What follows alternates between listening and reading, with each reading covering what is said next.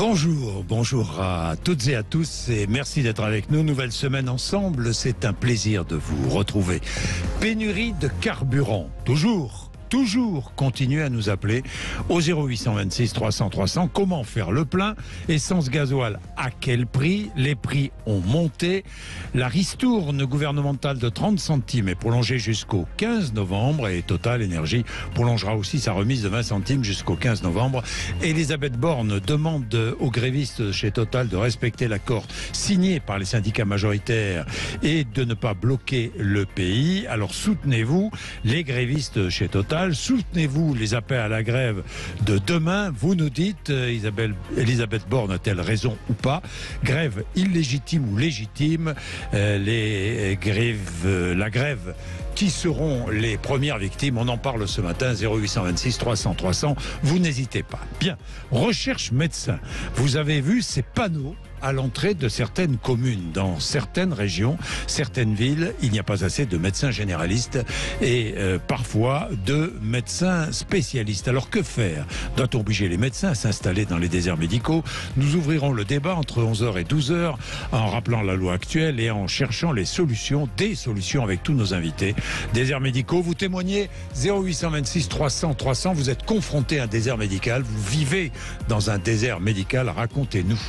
Semaine mondiale de l'auto sur Sud Radio. Aujourd'hui, à la presse, ouverture du salon de l'auto, ouverture à la presse, le mondial de l'auto, au grand public. Demain, tous les jours, sur Sud Radio, des invités, des reportages autour de l'automobile et plus largement des transports et de la mobilité. Mercredi, entre 10h30 et 12h30, nous serons en direct du mondial et nous recevrons ensemble le ministre des Transports Clément Beaune entre 11h et 12h. 1 heure avec nous pour répondre à mes questions et ensuite répondre aux questions des auditeurs, à vos questions. Vous interrogerez le ministre des Transports en appelant le 0826 300 300. C'est un événement. Il s'exprime peu. Il sera avec nous donc mercredi. Le président de la République veut relancer la production automobile française en accélérant la transition vers l'électrique. Objectif fixé, 1 million de véhicules électriques produits en France en 2027, 2 millions en 2030, bonus écologique de 6 à 7 000 euros pour la moitié des ménages si achat d'un véhicule électrique de moins de 47 000 euros, promesse maintenue des 100 000 bornes publiques avant l'été prochain et 400 000 en 2030, bouclier tarifaire étendu aux bornes électriques en janvier. Les bornes électriques justement, eh bien nous développerons tout à l'heure à 12h10. Vous réagissez au 0826 300 300. Peu de bornes actuellement.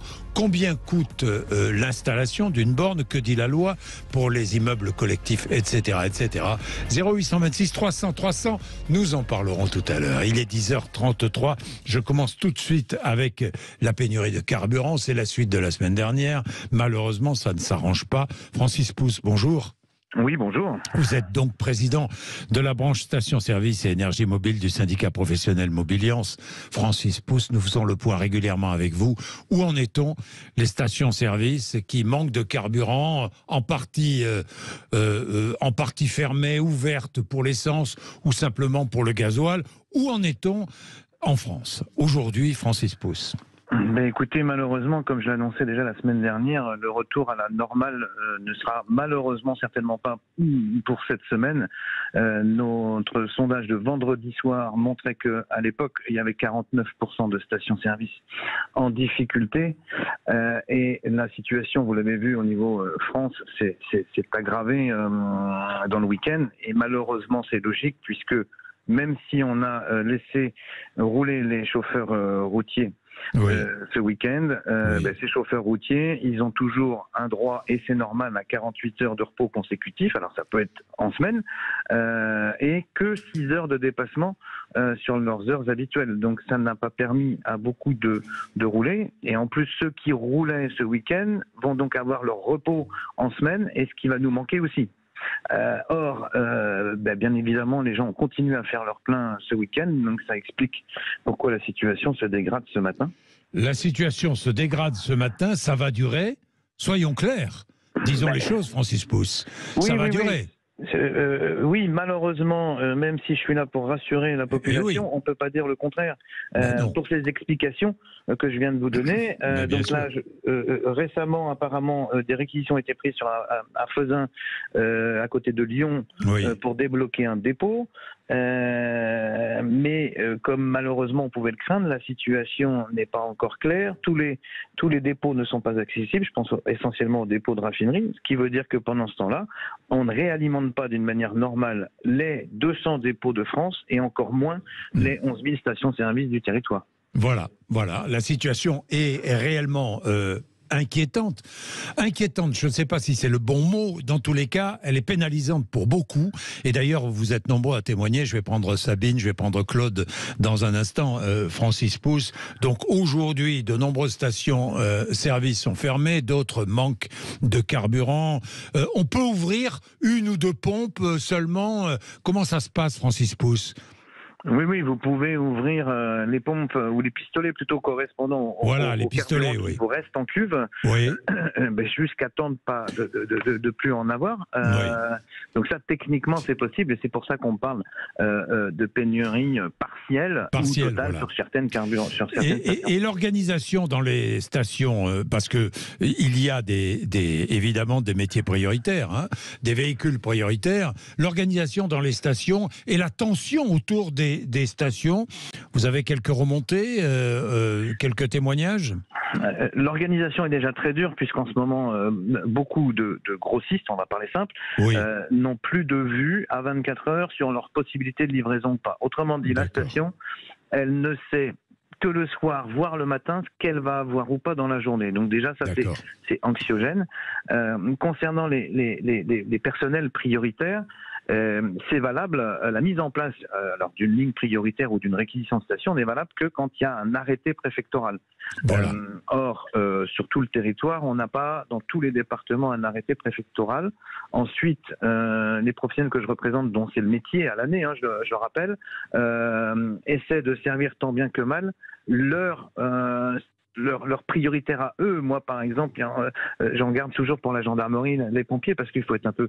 il faut prévoir, c'est normal que ces gens-là puissent rouler, mais tout ça, ce sont des situations de tension, puisque tout le monde veut du carburant, on peut l'entendre, mais bien évidemment, c'est pas le pompiste qui est responsable de la situation. Évidemment. Donc ça va durer, Francis Pousse, tant que les blocages ne sont pas levés, et puis il faut réorganiser la distribution. Merci beaucoup, Francis Pousse. Je vous en prie. Vraiment merci pour votre disponibilité régulière. Merci, il est 10h37, vous êtes sur Sud Radio pour savoir. Tout simplement pour savoir, pour comprendre et pour témoigner. Par exemple, Sabine, qui est dans l'Hérault à Gignac. Bonjour Sabine. Bonjour Monsieur Bourdin. Vous étiez en Bourgogne hier ? Tout à fait, toute la semaine. Et vous avez pris l'autoroute pour entrer dans l'Hérault ? 6 heures de route, tout à fait. 6 heures de route. Vous avez trouvé de l'essence facilement ? Alors facilement non. Parce que comme vous disiez tout à l'heure, il en manquait soit du gasoil, soit de l'essence. Donc je me suis dit, tu vas faire le petit poussé, dès que tu trouves quelque chose d'ouvert, tu complètes. Sur l'autoroute, il faut fermer les yeux, pas regarder les prix. Oui, ça c'est sûr. Déjà les prix sur l'autoroute sont chers, mais alors là ils sont encore plus chers. Ah là c'est monté en flèche, oui. Donc vous fermez les yeux, vous mettez ce que vous pouvez, puis vous repartez. Donc j'ai fait ça toute la journée d'hier, j'ai essayé de tenir mon plein et voilà quoi. Mais après en arrivant sur l'Hérault, effectivement c'est beaucoup plus compliqué. Bien, mais vous avez réussi sur l'autoroute, vous avez fait la queue ? Pas vraiment, non. Pas vraiment. C'est assez fluide, oui. C'était fluide et les stations étaient approvisionnées. Après Clermont-Ferrand, oui. À Clermont-Ferrand, pas du tout. Donc à partir de Clermont-Ferrand jusqu'à Millau, dans les Aveyron, oui, à peu près une sur une la station. 75. Oui, tout à fait. Une station sur deux à peu près avait tout. Et les autres étaient vraiment moitié, soit pas de gasoil, soit pas d'essence. Mais c'est marqué sur l'autoroute, donc voilà. Assez facilement, je vais dire. Voilà, c'est pas plus compliqué sur l'autoroute, mais je vous dis encore une fois, faut pouvoir mettre de l'argent là-dedans et il faut pouvoir payer, quoi. Évidemment. Bien, l'air de la Lozère, par exemple, l'air de l'Aveyron. Enfin bon, il y avait de l'essence. Merci Sabine. Je connais par cœur cette autoroute pour la prendre souvent. Bien, merci beaucoup Sabine. Bonne journée. Merci à vous. Bonne journée Claude. Et dans les Hautes-Pyrénées. Bonjour Claude, vous êtes infirmier. Oui, bonjour.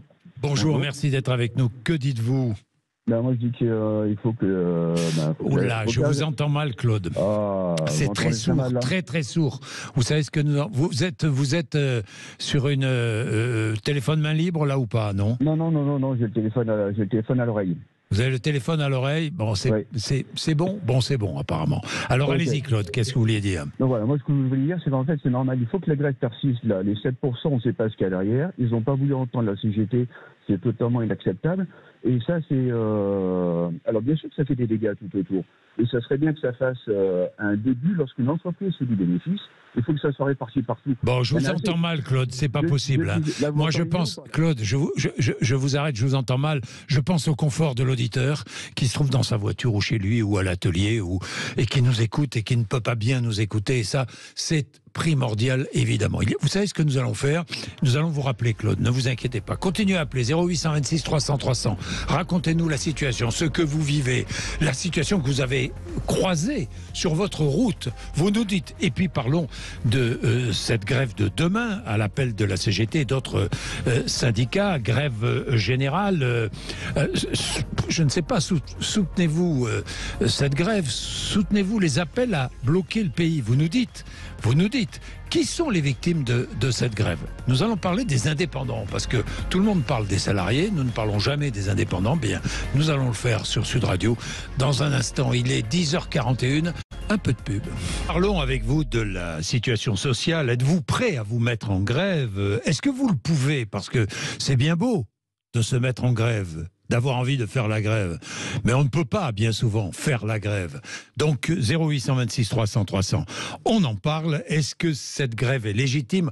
Comment trouvez-vous la situation sociale? Si vous avez envie de revenir sur d'autres sujets, vous n'hésitez pas à vous appeler le 0826 300 300. C'est comme ça que ça se passe ici. Vous êtes libre de votre expression et libre du choix de sujet. Si vous voulez revenir sur la marche de Jean-Luc Mélenchon hier, cette marque qui a été un échec tout de même. Hein. Je ne sais pas ce que vous en pensez, mais 29 000 selon le cabinet indépendant, occurrence 29 000 marcheurs, c'est pas énorme.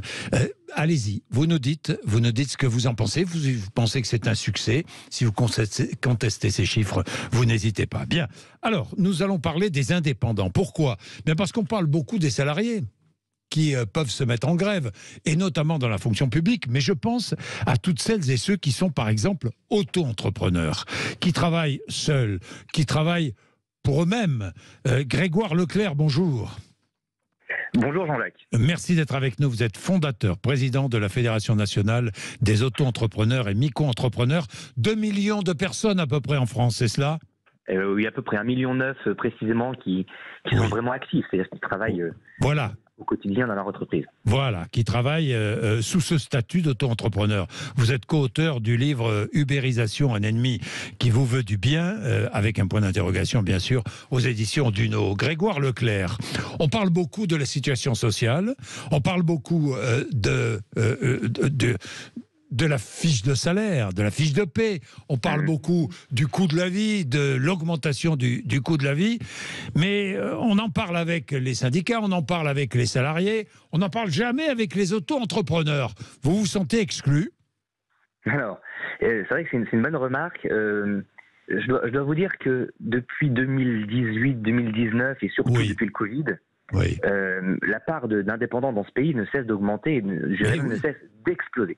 Ben oui. Et on vous oublie. C'est la raison pour laquelle je suis très content de vous avoir appelé ce matin. Il n'est pas faux, Jean-Jacques, que on n'est pas souvent sollicité par le gouvernement ou par, on va dire, les organisations en charge de la négociation, parce que on est encore une population méconnue, on est encore une population qui fait peu de bruit, et on est surtout une population qui n'a pas d'historique, on n'a pas un combat social comme peuvent l'avoir les syndicats de salariés ou patronaux depuis 50 ans ou 60 ans.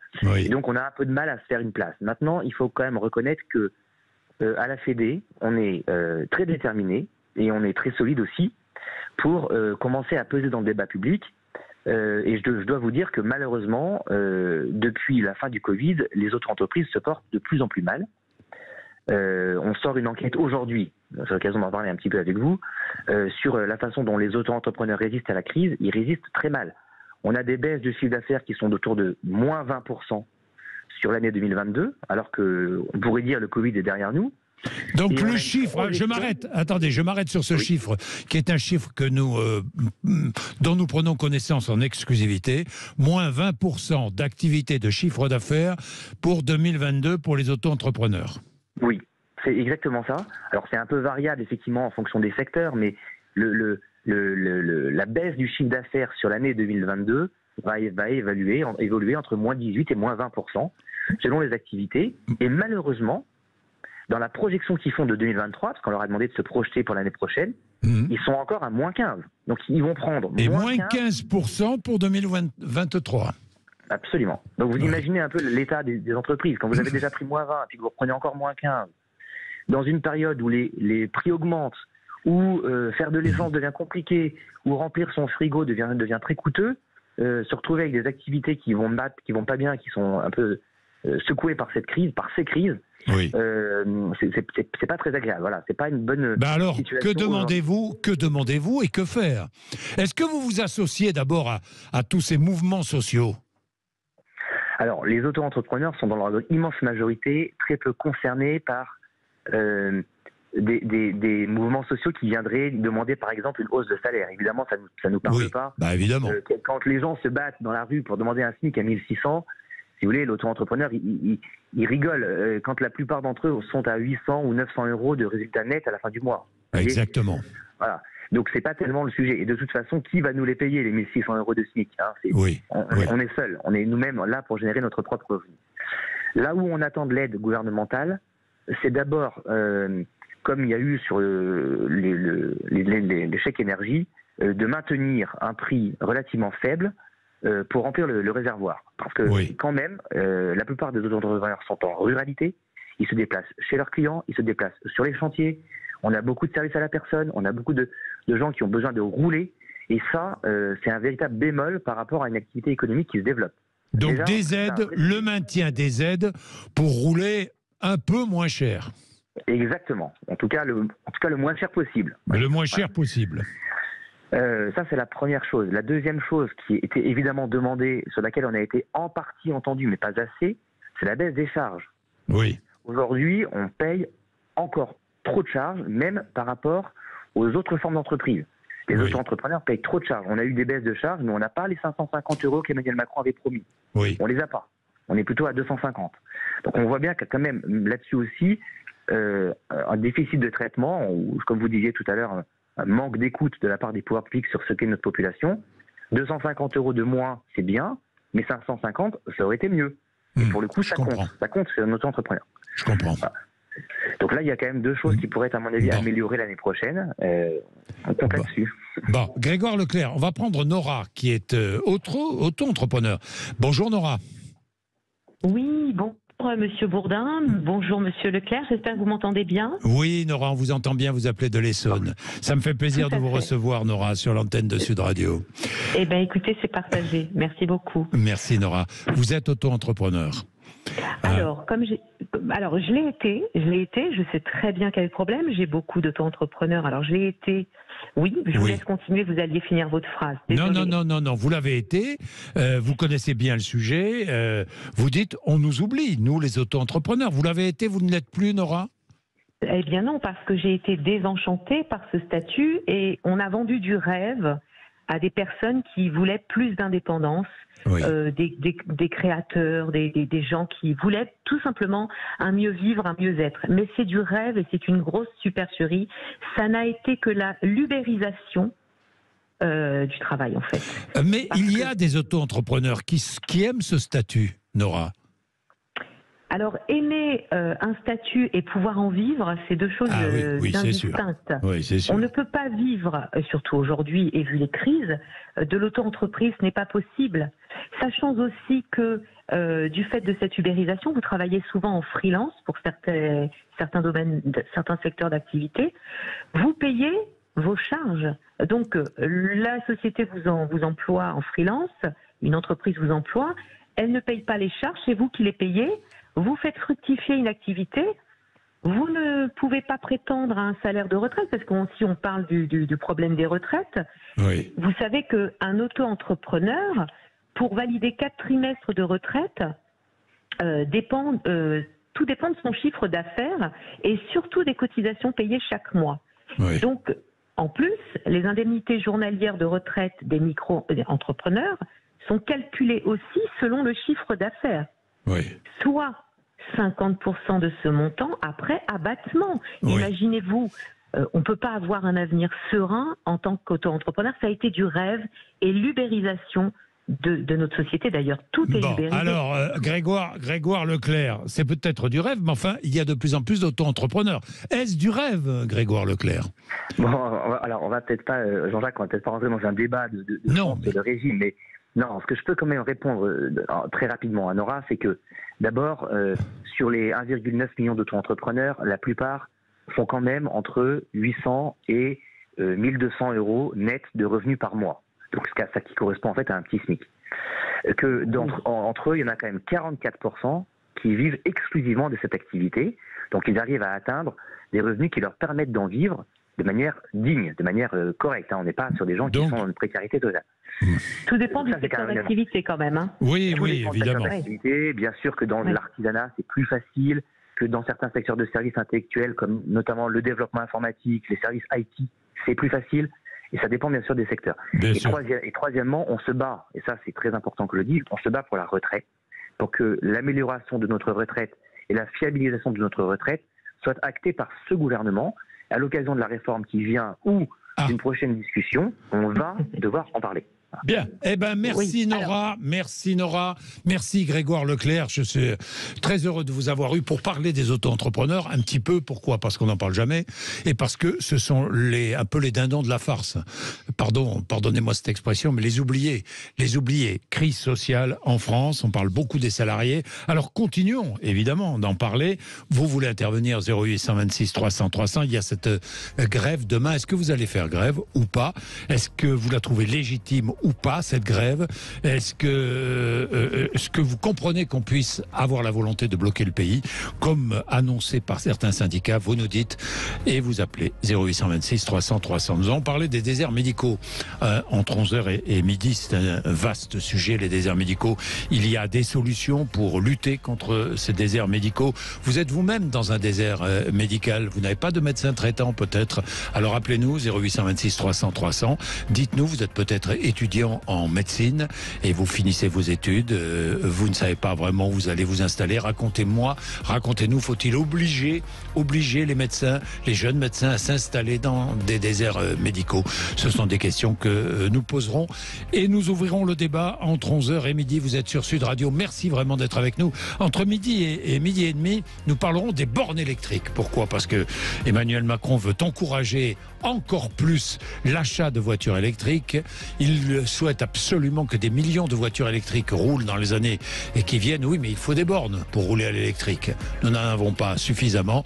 Comment faire pour les développer? Que dit la loi? Est-ce qu'il faut changer la loi? On en parlera tout à l'heure. Entre midi et midi et demi, à travers vos témoignages aussi. 0826 300 300. Il est 10h56.